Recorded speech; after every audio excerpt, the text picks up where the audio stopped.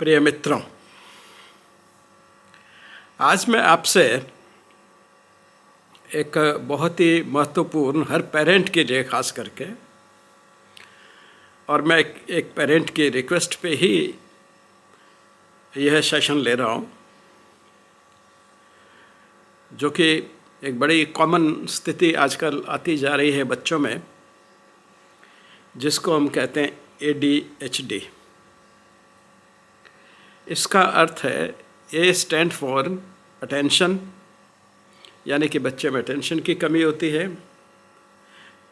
D stand for deficient, यानी कि attention की डेफिशिएंसी है, कमी है। Hyper active, H stands for hyper active, और D स्टैंड फॉर डिसऑर्डर। तो यानी कि attention deficient hyper active disorder जो है उसको ADHD कहा जाता है। और आजकल प्राय सभी पेरेंट्स इसको बड़ी गंभीरता से लेते हैं, क्योंकि इसका डिटेक्शन सबसे पहले बच्चों से होता है और इसका सीधा संबंध बच्चे के डेवलपमेंट और बच्चे की पढ़ाई लिखाई और पूरे उसके कैरियर से होता है। इसलिए इस बात पर सोचना और पेरेंट्स को जानना एक बहुत ही आवश्यक चीज़ है, क्योंकि जिस चीज़ को आप जानते हैं उसको जल्दी डिटेक्ट कर सकते हैं और फिर जल्दी ही उसका आप इलाज भी करवा सकते हैं।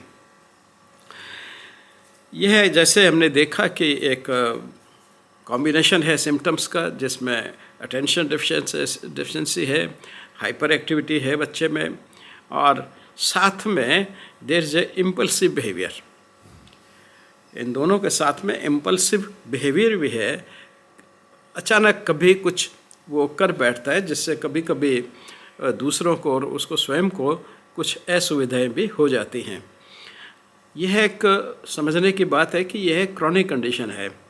ये कोई एक दिन की या किसी पर्टिकुलर ड्यूरेशन की, 1 महीने, 2 महीने, 6 महीने की नहीं है। यह कंडीशन एक ऐसी कंडीशन है जो लाइफ लॉन्ग कंडीशन चलती है। ये एडल्टहुड में भी ये चलती है, और मिलियंस ऑफ बच्चे, लाखों की तादाद में, करोड़ों की तादाद में बच्चे इस attention deficiency hyper active disorder से पीड़ित होते हैं।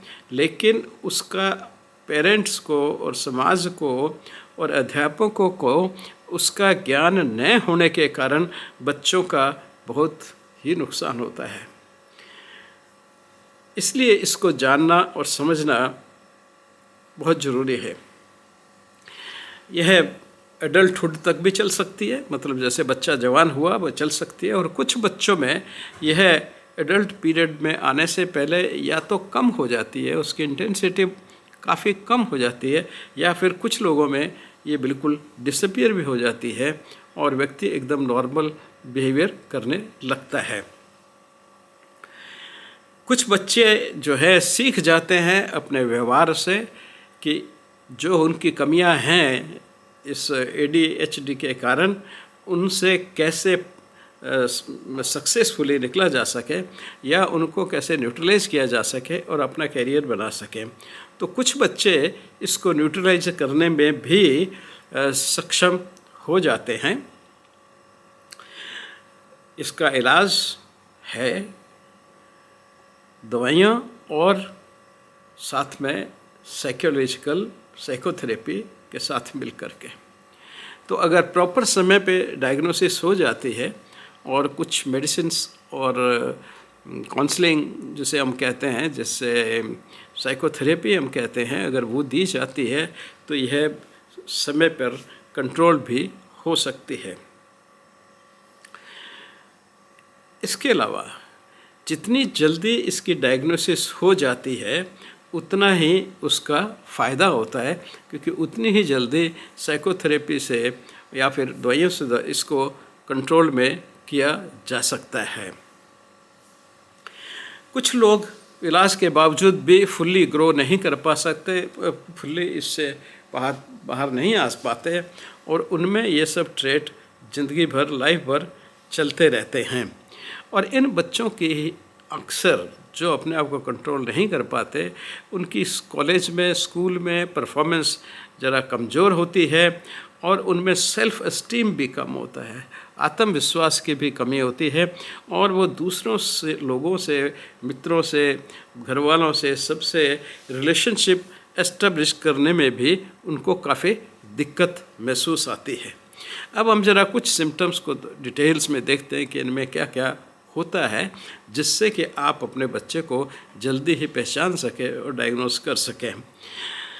पहला सिम्टम्स हमने देख सिम्टम्स हाइपर एक्टिविटी में। तो हाइपर क्या होता है कि वो एक जगह नहीं बैठ पाएगा, बैठेगा, उठेगा, इधर उधर दौड़ेगा, यानी हाइपर एक्टिविटी उसके व्यवहार में रहेगी। चेयर पे उसको बैठाएं तो वो उस पर नहीं बैठेगा, तुरंत कूद के कहीं और चला जाएगा, फिर वहाँ से वापस आ जाएगा। उसको खतरे का एहसास नहीं होता। वो जब दौड़ता है तो आंखें बंद करके दौड़ पड़ेगा। रास्ते में कोई पत्थर पड़ा है, कुछ भी पड़ा है तो वो उसको नोटिस नहीं करेगा और उससे हो सकता है टकरा करके नीचे गिर जाए और अपने आप को नुकसान पहुंचा ले। इसी तरह से वो बहुत बातें करेगा, कई बार बातों की आपको समझ भी नहीं आएगी, इतनी तेज़ और जल्दी से बोलेगा कि आप उसको नहीं समझ पाएंगे। और उसके जो फिजिकल मूवमेंट्स हैं वो काफ़ी अधिक होंगे, बहुत ज़्यादा होंगे, इवन बातचीत करते हुए भी, या फिर वो दौड़ते फिरते ही बात आपसे करेगा। दूसरा आता है इम्पल्सिविटी। हमने कहा था कि इम्पल्सिविटी भी होती है। तो इम्पल्सिविटी में कैसे, जैसे सडनली वो आपके कन्वर्जन में या तो इंटरप्शन कर देगा या स्वयं के बात कर रहा है उसको बीच में ही ख़त्म कर देगा, तोड़ देगा, अधूरी बात रख देगा और उसको अपने आप पे कंट्रोल करने में बड़ी दिक्कत होती है। कोई मन में उसकी बात आ रही है और उसको महसूस भी होता है कि मैं ऐसा करूँगा तो शायद, जैसे मान लीजिए कोई सुंदर चीज़ टेबल पे पड़ी है जिसको हाथ नहीं लगाना चाहिए या छेड़ना नहीं चाहिए, लेकिन वो अपने आप को कंट्रोल नहीं कर पाएगा, छोड़ दे, उससे खेलने लग जाएगा और नतीजन हो सकता है वो चीज़ टूट जाए और फिर पेरेंट्स उसको डांटे। एग्रेशन बहुत ज़्यादा होता है, बहुत जल्दी गुस्से में आ जाएगा, बहुत जल्दी लड़ना शुरू कर देगा या कुछ फिजिकल मूवमेंट्स वगैरह उसके शुरू हो जाएंगे। तो एग्रेशन भी इसमें इम्पल्सिविटी में ज़्यादा होता है। और अगर जो और उसको क्रिटिसाइज़ करते हैं, अगर आप उसको मना करते हैं किसी चीज़ के लिए तो वो अत्यधिक नाराज़ होगा और बहुत ही अपना डिसअपॉइंटमेंट, गुस्सा और रिएक्शन दिखलाएगा कि आपने मुझे क्यों टोका। वो टोकने को किसी भी तरह से एक अच्छे तरीके से नहीं लेगा। फिर तीसरी कैटेगरी जो हमने सिर्फ तो बताई थी कि भाई विद उसके जो अपने दूसरे फंक्शंस हैं लाइफ के, उनको मैनेज करने में दिक्कत आती है। जो आपके रोज़मर्रा काम करने के लिए, पढ़ाई लिखाई के लिए, और अगर थोड़ा बड़ा हो गया है तो कहीं ऑफिस वगैरह जाने के लिए हैं, वो भी उसमें भी उनको दिक्कत आएगी। जैसे ऑर्गेनाइज नहीं कर पाते अपने आप को। जैसे अक्सर बच्चे जो हैं अपनी किताबें, पुस्तकें, बिस्तर, कमरा वगैरह सभी जो है ढंग से रखते हैं, लेकिन वो नहीं होंगे। दूसरा उनमें फॉरगेटफुलनेस बहुत होती है। अभी कुछ बात कही तुरंत भूल जाएंगे, उसको याद नहीं कर पाएंगे। तो फॉरगेटफुलनेस जो है वो इन बच्चों में काफ़ी है, बच्चों में और एडल्ट होने पे भी काफ़ी रहती है। और जहाँ भी वो बैठेंगे सारे माहौल को कायोटिक कर देंगे, सारी चीज़ इधर उधर उठा के रख के और उसको बिल्कुल बेतरतीब कर देंगे। वो उनको उस करने में किसी तरह की कोई रुकावट उनके मन में नहीं आएगी। और कोई अगर काम प्लान करना है, पढ़ने का, लिखने का, कहीं जाने का, आने का, तो उनकी प्लानिंग बहुत ही पुअर होगी। और प्रायोरिटी, किस काम को पहले करना है, किस काम को बाद में करना है, एक आदमी प्रायोरिटी बनाता है जिससे कि सारे काम पूरे कर ले। तो उस बच्चे में, लड़के में, या फिर अगर थोड़ा एडल्ट हो गया है तो वो उसकी जो प्लानिंग जो है वो प्रॉपर नहीं होगी और वो इस तरह से अब चीज़ों को प्रायोरिटाइज नहीं कर पाएगा, किस काम को पहले करूं, किस काम को बाद में करूं। जिसको बाद में करना होता है जो हो सकता है वो उसको पहले करना शुरू कर दे। तो इस तरह से एक उथल पुथल, ये एक आगे पीछे कौन सी चीज़ पहले करनी है, कौन सी बात करनी है, एक सीक्वेंस होती है काम करने की, वो सब वो नहीं कर पाता उसी समय। अब ये तो मैंने कही कि उनमें साहब ये इतनी बुराइयां हैं, इतना सब कुछ है, ये सब कमियां हैं, लेकिन इन कमियों के बावजूद भी उनमें बहुत सी क्वालिटीज़ भी होती हैं। हमें उस क्वालिटीज़ को ध्यान देना होगा। और आज का मेरा वीडियो बनाने का अर्थ भी यही है कि आप उनकी उस क्वालिटीज़ को देखिए। वो क्वालिटीज़ बहुत महत्वपूर्ण हैं और वो आपके लिए भी महत्वपूर्ण है, बच्चे के लिए भी बहुत महत्वपूर्ण है। इसलिए दोनों का अगर आप सामंजस्य बैठा देते हैं अपनी बुद्धिमत्ता से, अपने धैर्य से, अपनी समझ से, तो आपका भविष्य, आपका बच्चा एक बहुत बड़ा व्यक्ति बनने वाला है। जैसे वो स्पॉन्टेनियस बहुत होते हैं, उनमें अपने आप विचार करने की शक्ति बहुत ज़्यादा होती है, बहुत ज़्यादा क्रिएटिव होते हैं, क्रियाशील होते हैं, बहुत ज़्यादा ताकत, एनर्जी उनमें बहुत ज़्यादा होती है, ताकत बहुत ज़्यादा होती है। उनमें एक सेंस ऑफ इंट्यूशन, जो स्वतः एक मन में भाव आता है उसका काम करने का या किसी नतीजे का या भावना का, तो स्वतः जनित भावनाएं, जिसको हम इंट्यूशन कहते हैं, जिससे चीज़ों को प्रेडिक्ट भी कर सकता है, वो उनमें बहुत ज़्यादा ताकत होती है जो उन्हें बहुत मदद करती है। वो बहुत ज़्यादा कल्पनाशील होते हैं, वो बहुत अच्छे साहित्यकार हो सकते हैं। वो उनके पावर ऑफ इमेजिनेशन जो है वो एक नॉर्मल आदमी से काफ़ी ज़्यादा होती है। और इसी तरह इन्वेंशन की पावर, यानी कि नई चीज़ की खोज करने की पावर भी इन व्यक्तियों में बहुत ज़्यादा होती है। तो ये जो क्वालिटीज़ जो हैं, ये सारी जो दूसरी क्वालिटीज़ को जो है वो मास्क कर देती हैं। ये क्वालिटीज़ उसके पूरे व्यक्तित्व पे ज़्यादा इम्पोर्टेंस, उसको इम्पोर्टेंट बना देती है, बल्कि उसकी जो कमियां थी उनको देखते हुए। उनमें एक हाइपर फोकस की, जैसे हाइपर एक्टिव का, तो वैसे ही वो हाइपर फोकस की भी बहुत बड़ी क्वालिटी होती है। जिस चीज़ में उनको इंटरेस्ट आता है, जिस चीज़ उनको अच्छी लगती है, उस पर बिल्कुल से 100% अपना ध्यान लगा देंगे, 100% अपनी ताकत लगा देंगे, सारी एनर्जीज लगा देंगे और उसमें सक्सेस होके ही वो दिखाएंगे। उसमें जो उनकी सक्सेस की रेट होती है वो दूसरे जो उनके काउंटर पार्ट हैं, नॉन ADHD पीपल जो हैं, नॉर्मल लोग जो हैं, उनसे उनकी काफ़ी ज़्यादा होती है। तो ये इनकी पॉजिटिव होती है। और पॉजिटिव उनकी क्वालिटीज़ क्या होती हैं? Out of the box thinking. शायद मेरा ऐसा ख्याल है कि शुरू में लोगों ने उनको उन्होंने अपनी तरफ ध्यान इसीलिए खींचा होगा कि वो बाकी लोगों की तरफ नए सोच करके आउट ऑफ बॉक्स थिंकिंग करते हैं। वो सीमाओं में बांध करके चिंतन नहीं कर सकते। उनके विचार, उनके इन्वेंशन, वो एक ऑर्डिनरी सीमाएं जो बांधी रखी हैं लोगों ने, वो ज़्यादा होते हैं जो क्रिएट, और इसीलिए वो बहुत ही सुपीरियर एनर्जी और क्रिएटिव आइडिया से फुल रहते हैं।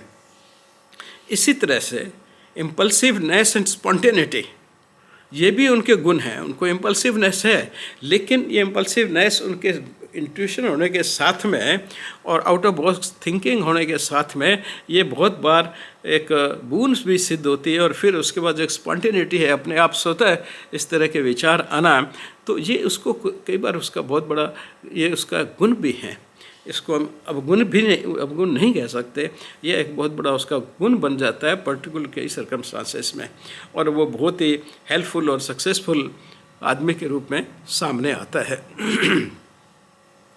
दूसरी जो थी कि भाई, जैसे हमने देखा कि वो जो प्रोफेशन फिजिकल एक्टिविटी मांगते हैं, क्रिएटिविटी मांगते हैं, इमेजिनेशन मांगते हैं, या सेंस ऑफ इनोवेशन, खोज करने की चीज़ों को मांगते हैं, या फिर एक प्रोफेशनल डेडिकेशन मांगते हैं, ऐसे प्रोफेशंस में वो एक बहुत बड़े एसेट सिद्ध होते हैं, बहुत ही सक्सेसफुल सिद्ध होते हैं उसमें, इसलिए इन सारे टाइप के जो प्रोफेशन होंगे।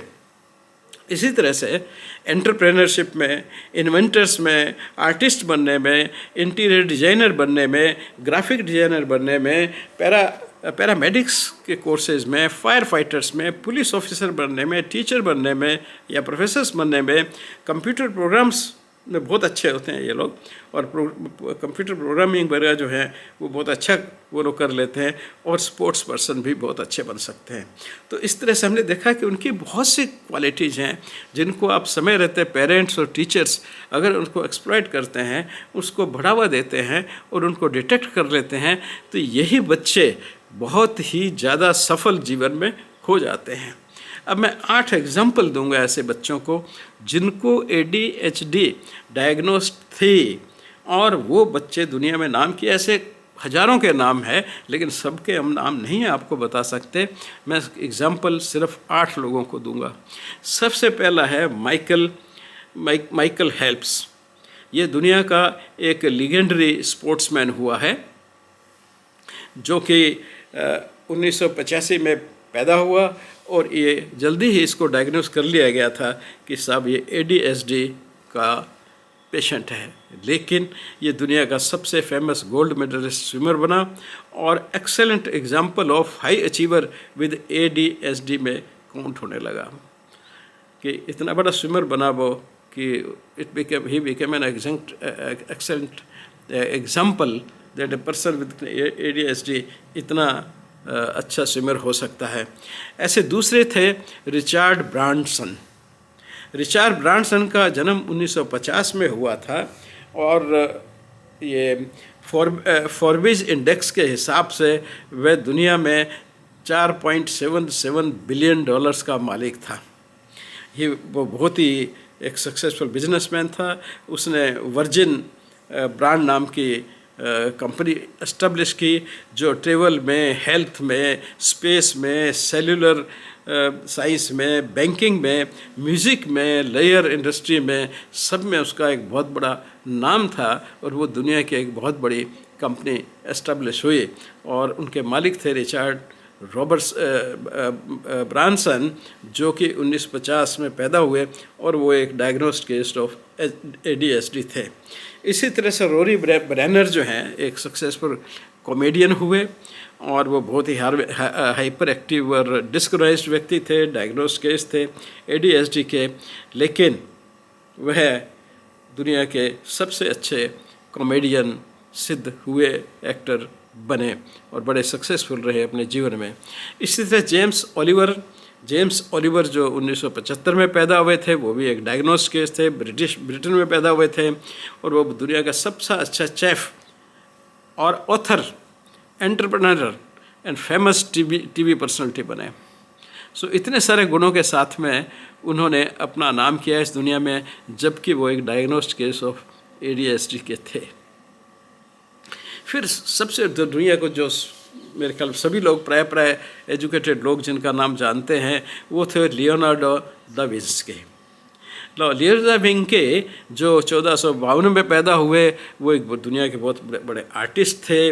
वो स्कल्पचरिस्ट थे, पेंटर थे, इंजीनियर थे, साइंटिस्ट थे, मैथमेटिशियन थे, आर्किटेक्ट थे, और मोनालिसा जैसी की मीन्स फ़ोटो उन्होंने बनाई, पेंटिंग उन्होंने की, जो दुनिया में आज तक मशहूर है। और उनके बहुत से फील्ड में बहुत सारे काम हैं, जिसमें दुनिया में एक वो अद्वितीय व्यक्ति की तरह जाने जाते हैं, जबकि वो वस्तुतः एक ADHD के पेशेंट थे। यानी कि ADHD की सारी क्वालिटी, जो डिसक्वालिटीज़ जिनको लोग मानते थे, वो वास्तव में उनके लिए एक बूंद थी। तो यानी कि उनको एक नज़रिया है देखने का, वो आपकी क्वालिटी भी बन सकती हैं, और अगर आप ध्यान नहीं देंगे उनके ऊपर, तो वो आपकी आप पे ऊपर एक दोष के रूप में आप में एग्जिस्ट करेंगे। जॉन एफ कैनेडी जो 1917 में पैदा हुए और USA के 35वें प्रेसिडेंट बने, वो एक डायग्नोस्ड केस ऑफ ADHD थे। नॉट ओनली दैट, उनको कोर्टिसोल डेफिशिएंसी की भी प्रॉब्लम थी, और उन सब के बावजूद वो सबसे सक्सेसफुल पॉलिटिकल आदमी यूनाइटेड स्टेट्स ऑफ अमेरिका के रहे, जिन्होंने इसके USA के मोस्ट डिफ़िकल्ट टाइम्स में बहुत अच्छा काम किया। एनी हाउ, उनकी एक हत्या हो गई, वो एक अलग बात है। ऐसे ही जस्टिन टिम्बरब्लैक थे, वो भी एक डायग्नोस्ड केस थे। ये अमेरिका के बहुत बड़े सिंगर हुए, सॉन्ग राइटर हुए, और वो बहुत ही टेलीविज़न शोज़ पे बहुत पॉपुलर हुए। वो भी 1981 में पैदा हुए थे, और एक डायग्नोस्ड केस ऑफ ADHD थे, और साथ में OCD के भी पेशेंट थे, लेकिन उन्होंने इतना किया। और लास्ट में बताता हूँ, बिल गेट्स, जिनको कौन नहीं जानता इस दुनिया में, वह भी अपने बचपन में नॉन केस ऑफ ADHD थे, लेकिन उन्होंने अपनी क्वालिटीज़ को यूज़ करके, और आज दुनिया के सबसे बड़े व्यक्तियों में से एक माने जाते हैं, और प्राय लोग बिल गेट्स के नाम को जानते हैं। तो ये सब सारे जो थे ADHD के डायग्नोस केसेस थे, लेकिन जो ADHD में उनकी क्वालिटीज़ भी हैं, उन क्वालिटीज़ को अगर आप प्रखर करेंगे, उनका सदुपयोग करेंगे, जिससे आपके टीचर्स, गाइड वगैरह जो भी फैमिली के हैं, फैमिली वाले उसको उन चीज़ों को अच्छी तरह से गाइड करेंगे, तो they can do wonders, they can be the best person in their field of work. ये एक सिर्फ 8 नाम मैंने बताए हैं, ऐसे नामों की कमी नहीं है, बहुत ही ज़्यादा है। शायद अगर नॉर्मल और ADHD के रेशो में निकाला जाए तो पता चलेगा कि जो अचीवर्स अमंग ADHD ज़्यादा है in percentage than that of the normal population. तो इसलिए आप अपने बच्चे को अगर कभी डायग्नोस होता है तो किसी भी तरह के मायूस न हों, आप उनको पढ़ाइए, उनको जितना भी अपना असिस्टेड वे में कर सकते हैं, धीरे धीरे आप देखेंगे। और उनकी जो क्वालिटीज़ हैं उनमें बहुत ज़्यादा क्वालिटीज़ होती हैं। प्रभु हमेशा अगर कोई एक साथ में नेगेटिव पॉइंट दे रहा है तो कम से कम 10 पॉजिटिव पॉइंट साथ में देगा।